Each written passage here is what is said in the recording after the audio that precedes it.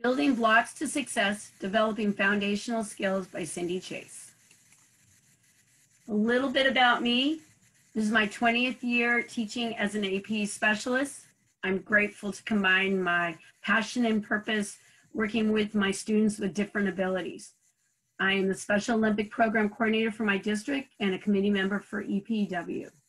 I'm honored to be named the 2019 California AP Teacher of the Year and the 2020 Western District and SHAPE National Adapted Physical Education Teacher of the Year. Some of my passions, I love the outdoors and adventure, kayaking, spending time with my family, and just, you know, enjoying being active. I want to talk to you and focus a little bit on these 4 key foundational skills, which is balance, visual tracking, motor planning, and body awareness. These skills, foundation skills, are important skills for everyday life, and the benefit of acquiring these skills keep us safe and help us navigate our world. But first, for the purpose of this session, we're going to focus on developing these skills in order to maximize our students' gross motor skills potential. Kind of reviewing our gross motor skills, here are locomotor skills: running, hopping, galloping, jumping, skipping, sliding, and leaping.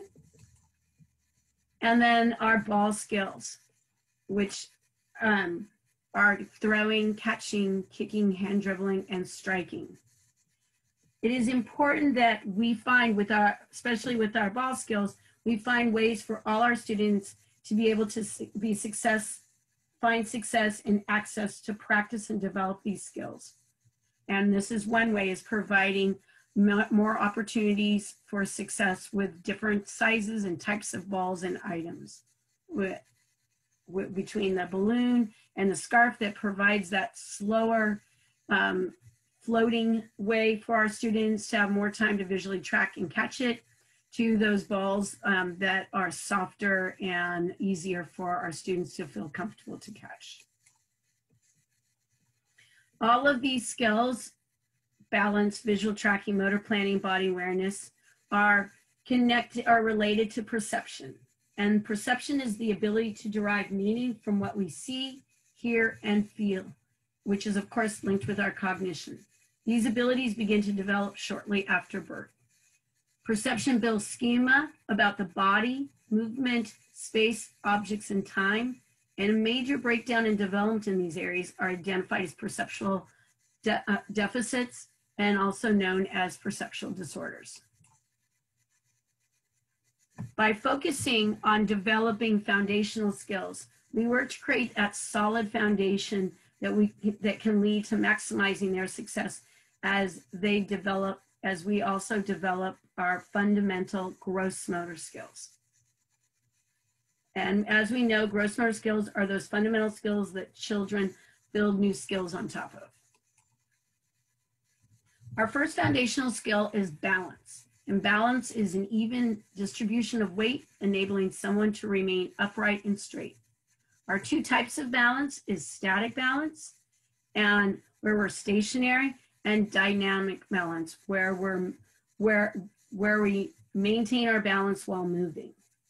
Balance progressions can start with our base of support as a wide base of support, and we might have our hands out or high guard, and then move to more of a narrow base of support as we progress. Our student and our child on the left side of our screen kind of is providing that wider base of support in that stationary position, where our child on the right side is on a balance beam. And that progression would obviously start on the floor, start with some possibly hand support, and then move to that independent.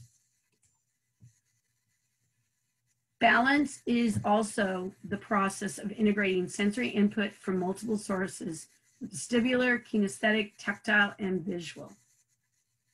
Here are some examples of different types of ways to balance. We have our obstacle course and our balance beam, and obviously a lot more advanced by trying to front roll and maintaining balance.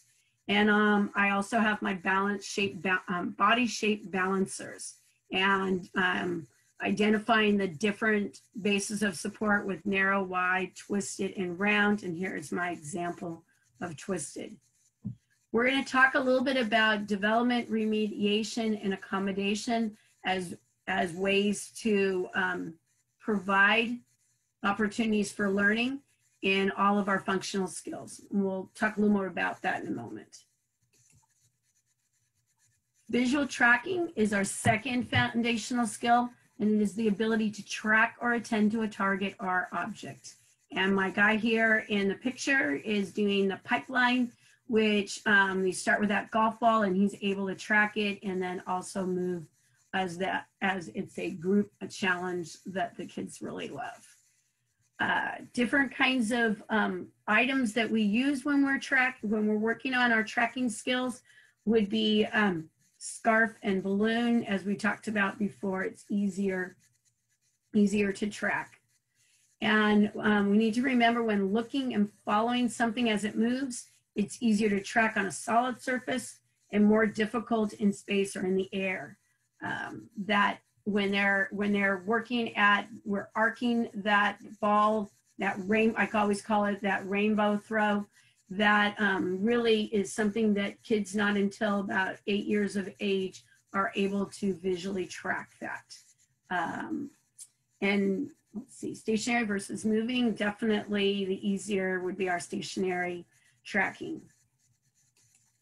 All right, and then here's some examples of visual tracking in activities.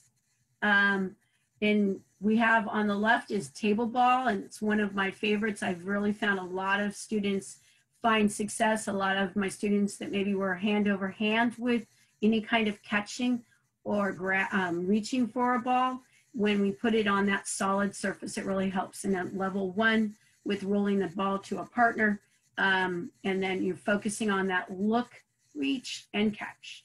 And in level 2, you're going to see down in the picture where they're working on bouncing the ball to a partner with the same thing. And then a progression that would go after that is when the ball would then bounce to the ground with like a playground ball, and then they're able to catch it from there. Group juggling is a great way to work together, and that can also be an activity that you're doing that you can provide some remediation as you're only maybe moving to one ball, whereas other kids, other students and other groups in group juggling might add some more balls to make it a little more difficult. And then my accommodation modification is my student who is striking a ball on that rope. He's using his hand, and he's working on visually tracking that and along with moving it along. Next one, our next functional skill that we're talking about is motor planning. And that is the ability to organize the body's actions, knowing what steps to take and in what order to complete a particular task. It's also referred to as praxis. And here I'm listing some tips to improve. So I really find that copying a motor sequence and partners in a small group and really is a fun way for them to, start from simple to more difficult. Obviously, obstacle courses are great. Saying an action while my students perform the horizontal jump, there's always that words that go along with it. Those arms swing back, up, and then down on landing. Same thing with the overhand throw. I find that there's that see it, say it, and do it is something that really helps a lot of students in their processing. Here are some great examples of different ways that we work on our sequencing, on our motor planning skills. Our obstacle course that provides a lot of opportunity. I sometimes have a mat where they're working on their log roll. And this allows them to really see that footprint of what we want, what comes next. My student in the middle, she's working on trying to dribble moving forward. And so the pattern of that hopscotch really provides her with a little, a little more guidance with that, providing that visual. And then our guys on the end, they're working on a sequence pattern and crossing the river, and it's a group challenge. Body awareness is our next functional skill, and it is the ability to understand where our bodies are in space and how our bodies move. And there are a few tips to improve is the first one is heavy work, and that relates to that input that they're receiving, and that's through pushing and jumping. Identifying body parts and playing different kind of games with that really is a great way for the students to work on that body awareness. Mirror games and modeling others, do the same that I'm doing, and either with words or without words, just seeing that actions. Obstacle course, and then also puzzles, practicing that visual and spatial piece. And here are some different examples. Follow the leader is a great one. And then body identification when we're doing warm-ups. One of my students in the middle, she really benefits from not just having someone up in front, the teacher in front. This is a class I co-teach. I'm also there next to her modeling it, so she's able to get both.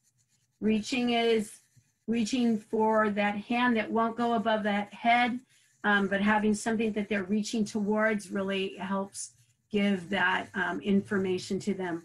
And then reaching and catching, if our students aren't aware of their hands and where they are, they're not going to really move beyond being next to their body, and so that bucket provides that proprioceptive input along with the running sticks. Let's look at 3 areas where growth in these skills can occur. And then the questions that I have is ones that we should ask, and then how we can provide. So in development, what can I do to help in the development of these foundational skills? And remediation, what can I provide to for remediation? And accommodation modification, what accommodation can I provide for students to find success and access? Performing foundational and gross motor skills.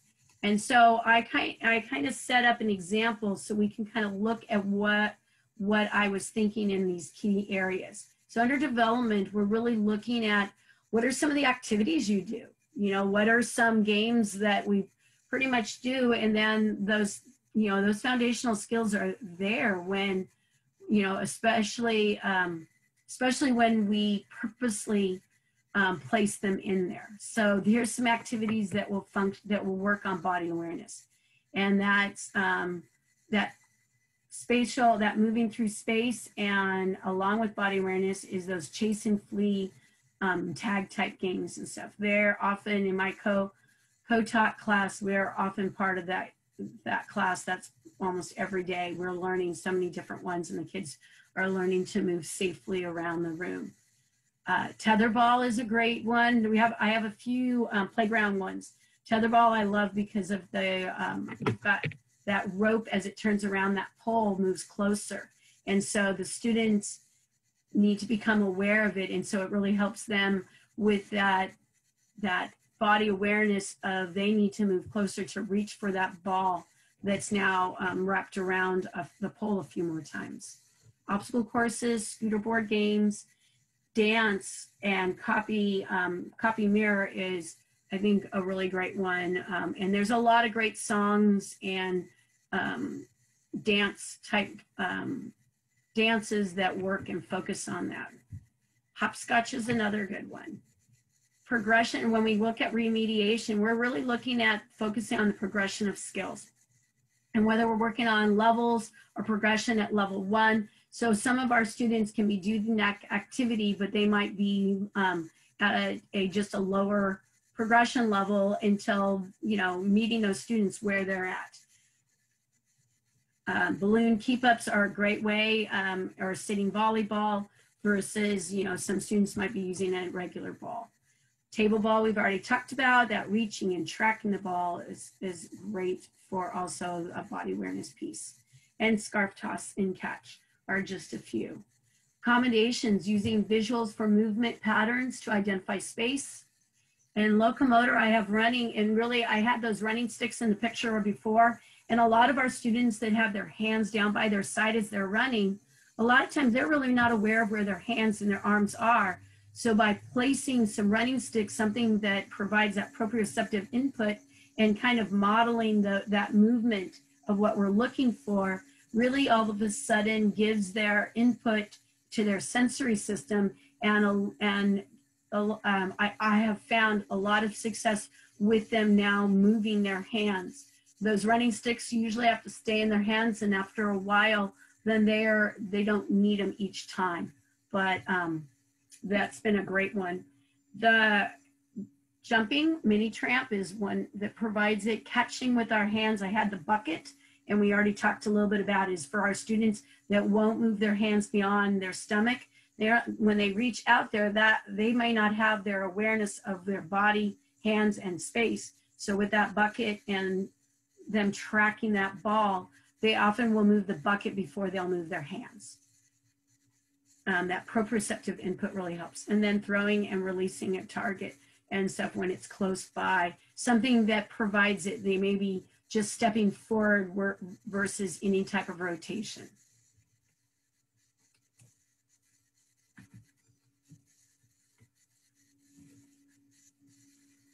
Let's see. All right, and then, hold on a second.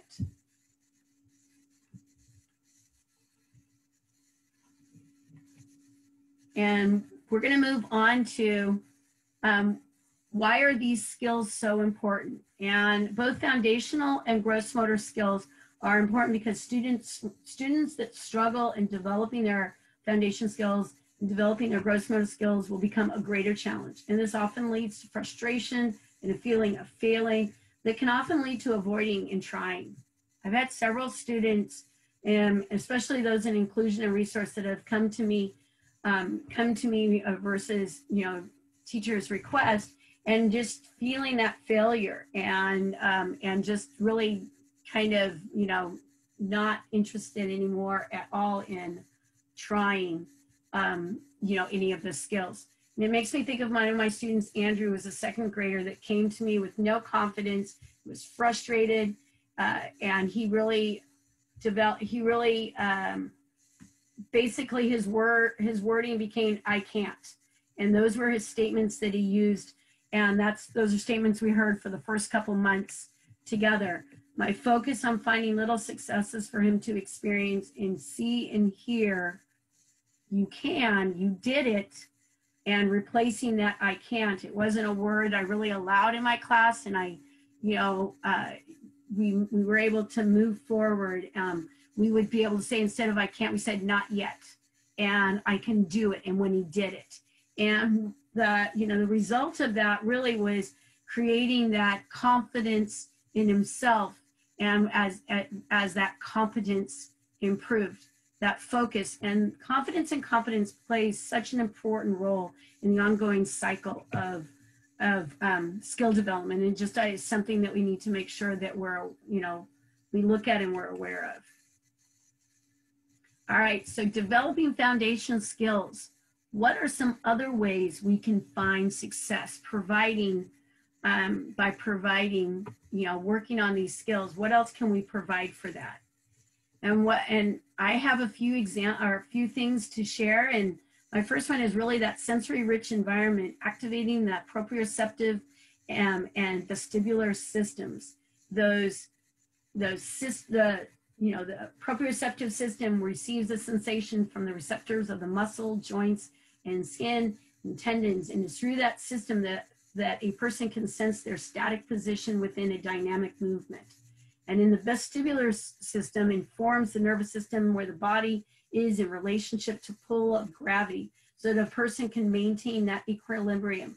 And I think of like when they're swinging on a swing, or when we're doing our log rolls, how valuable those systems are.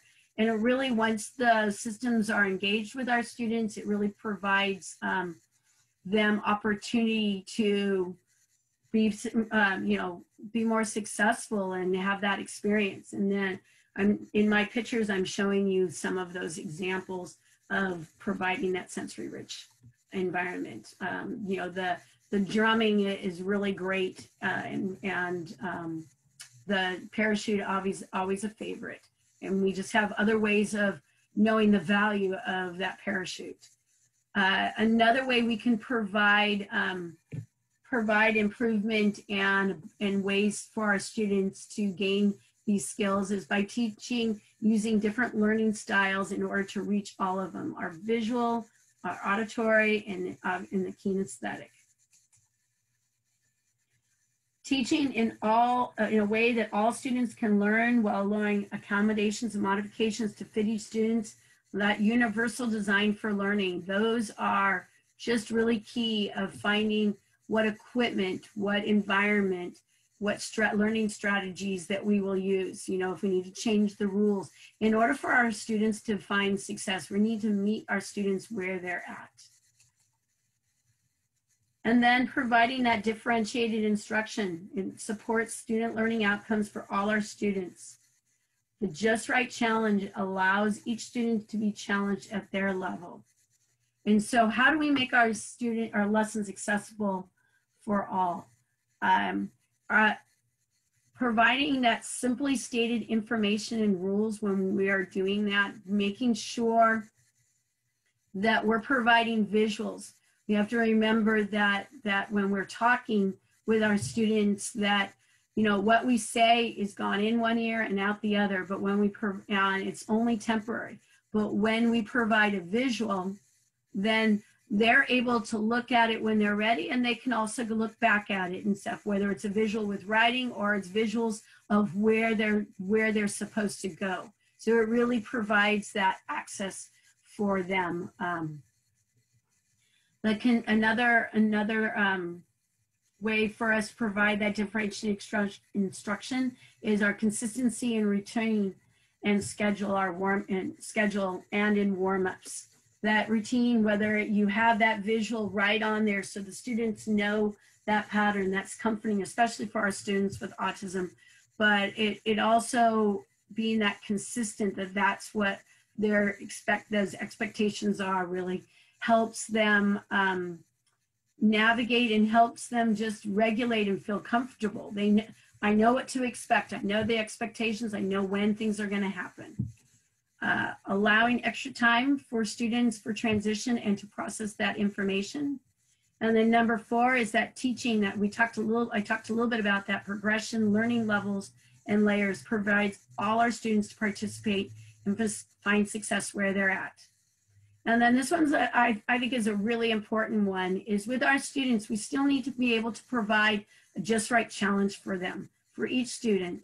And so, you know, they need to, you know, because that feeling of when you have a challenge, it's a little harder, and but we provide all those supports in order to make them successful. There's that feeling of I did it, and that is just, you know, that's that great opportunity for them to feel just like everyone else as they try new challenges. Using stations and small-sided games versus that large group game really provides that connection with the kids that they're working with, but it also provides the opportunity for more practice skills, for more times for them, and this helps them to remain engaged when it takes that long time. When you're doing just large group activities, a lot of times our students get lost in that. You know, there's too much time, but also, you know, if there's not a ball for each child. And then number 5 is appropriate peer modeling and positive encouraging. And this is definitely in that inclusive environment when we have other students that are following along. Our students, we're able to look not just to us as the adults, the staff with them, but also they're able to see other people modeling it, especially when we're doing warm-ups or when we're doing an activity. And this way allows us to really reach a student at every level. All right, so here is one of the things we talked about with that, providing that multiple opportunities. So when we're working towards we're working on our skills with our students, we want to make sure that we're not just doing it in one location only. We want, if we're working on maybe a bounce pass to our student, and we've done it inside the APE room or in the multi-purpose room. We want to make sure that we also can take that outside and, or whatever activity it is. We can take it and we provide them multiple opportunities to learn, but in across multiple environments. And that moves them towards success and mastery of skill. And so we talk about, generalization a bit. And with that, it's education and the ability to use skills that a student has previously learned in one setting and circumstance and take it into another environment. And once that skill is learned and in multiple environments is successfully mastered. And this is something important to all students, but particularly our students with our special needs who really can struggle on this. They really are able to do it in one environment. So we take that kind of slow, but we want to make sure that we're still providing multiple opportunities. I think of, this as one that allows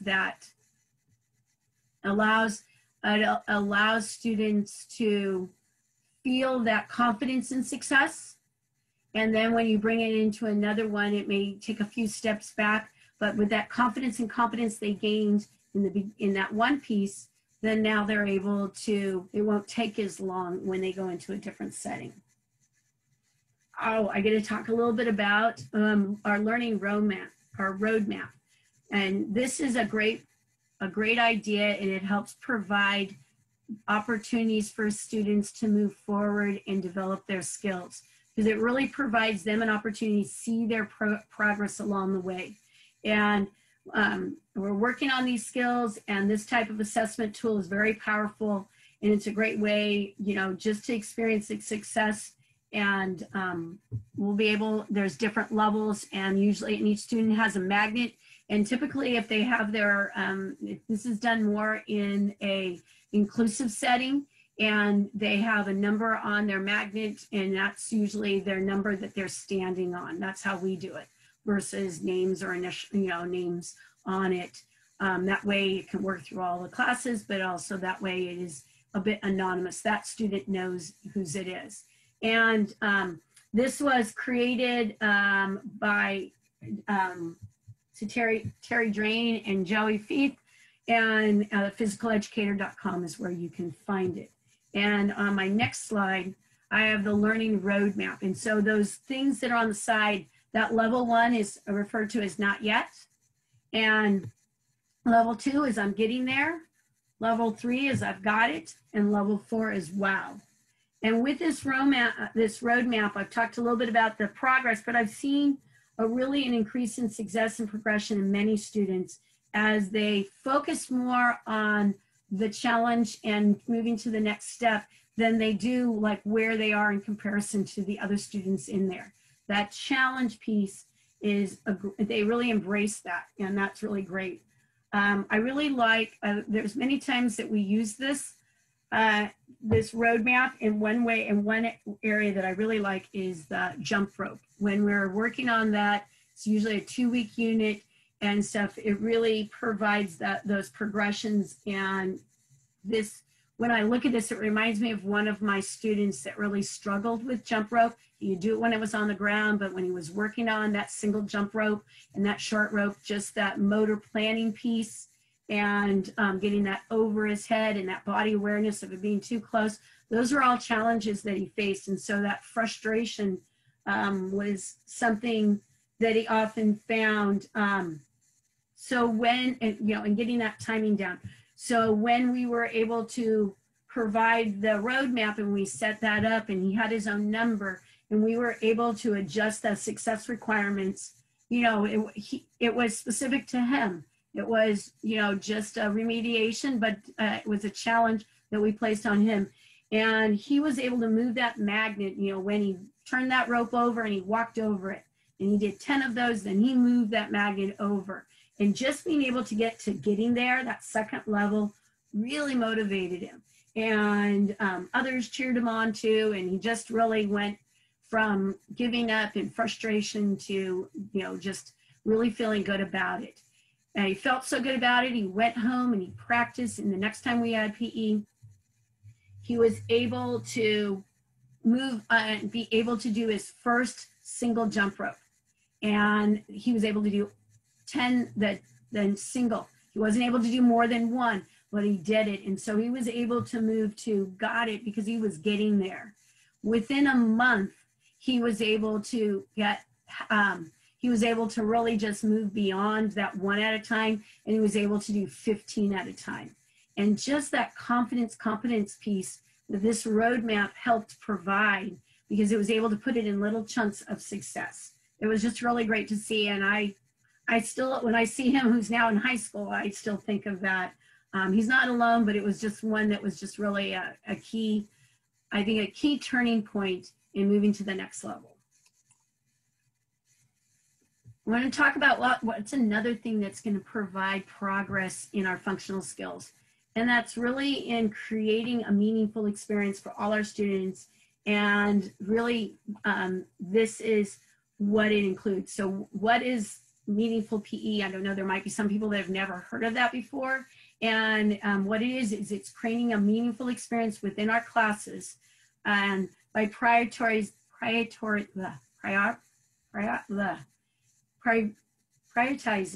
into 6 key areas. Boy, that was tough. And that's fun, social interactions, just right challenge, motor competence, personal relevant learning, delight, and joy. And I really like delight as one, because I really think that principle grabs a lot of our students. When they get something or they feel success, they get real excited. And that's really and we've made it meaningful them. Meaningful PE embraces the whole child. And to me, it's really a part of that why piece. And it leads to building a foundational skill and progression of skill development. So moving on with what meaningful PE for all looks like, I have kind of a question out there. This is one of our scooter board activities that we do. And you can see our guy on the left and his ability to maneuver that scooter board and move all the way through. And he's able to use it one way. And then I have my student on the right, which is one of my APE students, and she's still working on that body awareness. And so, you know, working on just moving that head down in order to make it all the way through and progress. And so question is, does this activity experience address all 4 foundational skills? Does it work on balance, body awareness, motor planning, and visual tracking?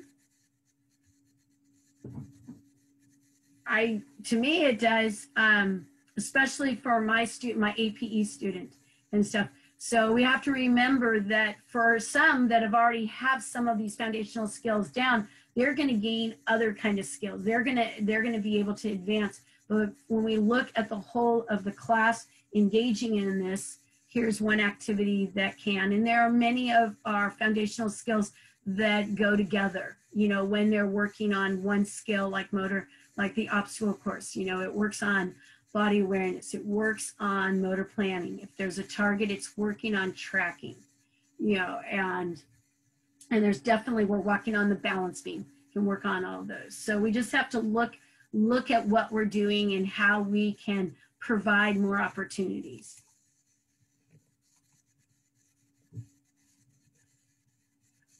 And I guess I would sum it up in a way of that we have the best job in my mind. When we work with our kiddos, we're really able to provide these opportunities, and we're able to, I refer to it as purposeful play, because we're able to create an environment that you know, with all these kind of fun things, that they're able to engage and really just find ways to explore their environment. And for a lot of our kids, they can play is something that comes not easy for them, or you know, for them to be movement, they're used to just, you know, someone moving them or showing them. So having them play is really, you know, part of our job. And, you know, and that's kind of where I go back to. We have the best job. And so my question here that I put out there is, what do we need to do to get buy-in from our students? We just put out the lesson. Like a lot of times in physical education, they've just got it and they say, okay, go, you're going to run down the hill, come back up and bounce the ball or whatever it is that they're asking them to do. For some of our students, and for many of our students, that isn't something they can just automatically do. That's why they're with us. And so providing that exploration in that environment where they can learn is great. So I'm going to kind of go through what some of them are.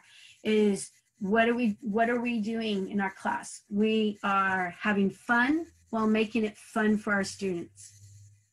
We play music and dance and make it engaging and meaningful, each one of our students. And when I say play music and dance, that I'd say every single one of my class involves music and dance at some level. And dance could be more of that exploring, or it could be, that freeze dance, that one that's follow along, a lot of follow along kind of dances.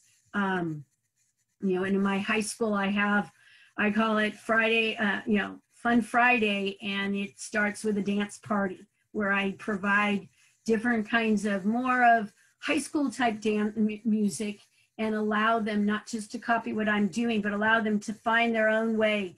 And in the beginning, that was something that was hard for a lot of them.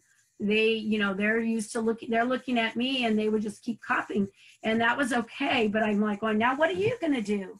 And so finding that exploration through music and dance, I really have found is wonderful for a lot of our, it just provides access for them to explore. And I think finding ways to make the movement and APE time engaging and meaningful, each one of our students, making it personal relevant. I have a student that I guess is a really big fan of Price is Right. And right now we're teaching virtually. And so we're working on functional fitness and different kinds of exercises, and we're kind of placing it with a Price is Right kind of format, with the wheel and let's see what you win today and, what's the exercise. But for them enjoying that, that's my end. So I look for where the buy-in is, and for that student, that's what it is. And for other students, it's a different song, or or making sure that we're getting the parachute out at the end of class or during class. We create challenges and we provide support for success. So when we create those just right challenges, we know ways that we can provide that remediation or that accommodation in order for our students to find success. Whether that's a different piece of equipment that they can use. The gopher, those biggies, those soccer balls, they are with me in almost all of my secondary classes, because any light tap of them and they move. And so for some of my ones that don't have a big power kick or are really still working on not yet a step kick, so they're just more of a push kick, they find success when they're able to kick the ball using that ball. If I put a playground ball in front of them, that ball wouldn't really move. And so, then that becomes something they're not feeling they're being successful and frustrated by. So we create those, we provide that support for success during those challenges. We promote social interaction and opportunities. And a lot of times that's in an inclusive setting, or that might be in the playground. And it's when we're working on those skills, Foursquare is, in hopscotch, and different ones in tetherball, or ones that we work on in kickball, or ones that we work on separately. And then as they progress and at recess, they now have something else that they can go do. And we often are setting up that social interaction opportunity, those opportunities for them. And those students that have those inclusive classes, often they're students that are also in science and music, and they're buddies. And so on the playground, those become more natural. When we do Special Olympics and we sometimes have that unified team, that becomes a bond. Those are, creating and providing and promoting that social interaction opportunities when they see that student with the name first, with the abilities first, not looking at what they can't do. And those are really great. And those are ones that over the years, follow that student or follow those students. We provide learning opportunities in APE. We provide that. And as I say that we provide that, we just checked all the boxes off for providing a meaningful PE learning environment.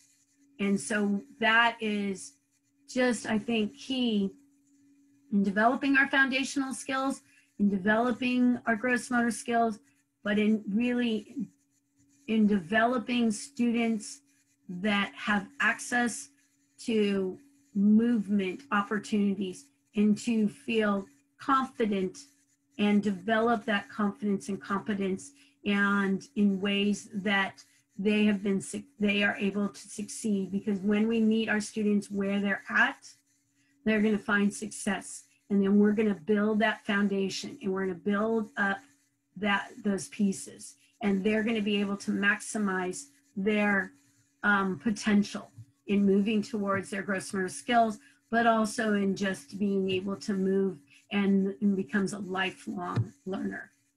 I wanted to thank you. Thank you for listening to me today. And I stated the national PE standards, both 1 and 5, were addressed in my presentation. Thank you so much.